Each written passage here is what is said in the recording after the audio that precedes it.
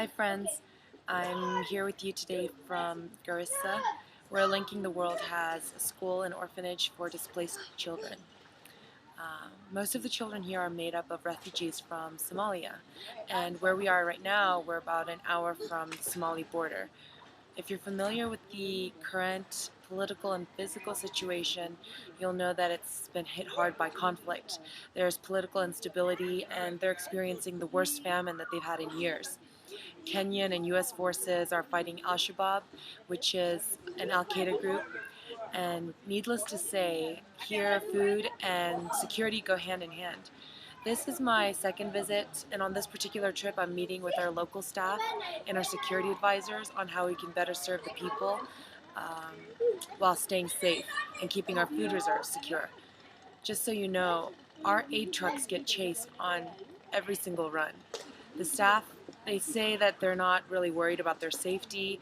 Maybe it's because it's such a normal occurrence to them, but we have to consider the risks. We're working in an area where there are desperate people with very little or nothing to lose. Working in some of the areas that I have with Linking the World, I unfortunately meet a lot of refugees. They've taught me so much about strength and the human spirit. Just a couple of months ago, I was working in Myanmar, Burma, and Thailand, and even there we have many refugees at our centers. This year alone, I've been all over, from Haiti to Russia to Australia, all over Southeast Asia, definitely all over Africa. Um, I was even in London a couple times this year working with the UN and Sports for Peace during the Olympics.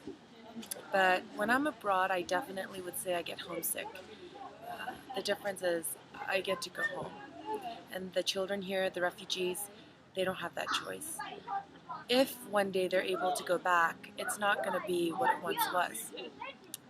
The element that our country is fighting, that our men and women are fighting, is the same element that these people wish to eradicate, which is extremism. Right now they are running for their lives, and they're clinging on to the hope that one day they can return home, and they're the future of their countries, and they all want what we all want, which is peace. Before I left, Trinity asked me what terrorism was.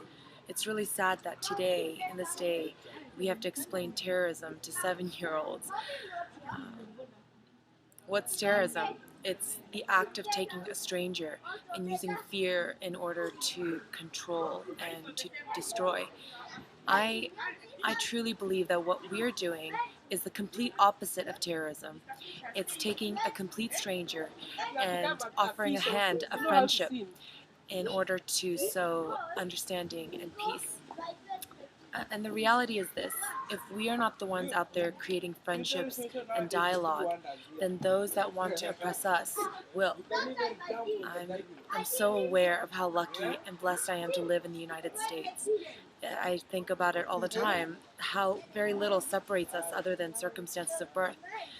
Even here in the most desperate of circumstances, I witness the most incredible acts of kindness, compassion, generosity that people show to one another. And this is between people from different nations, different ethnic groups, and religions.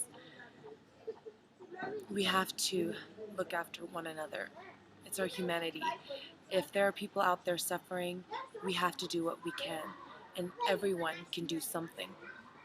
Personally, and I hope that I can continue to weave this into the belief system here at Linking the World.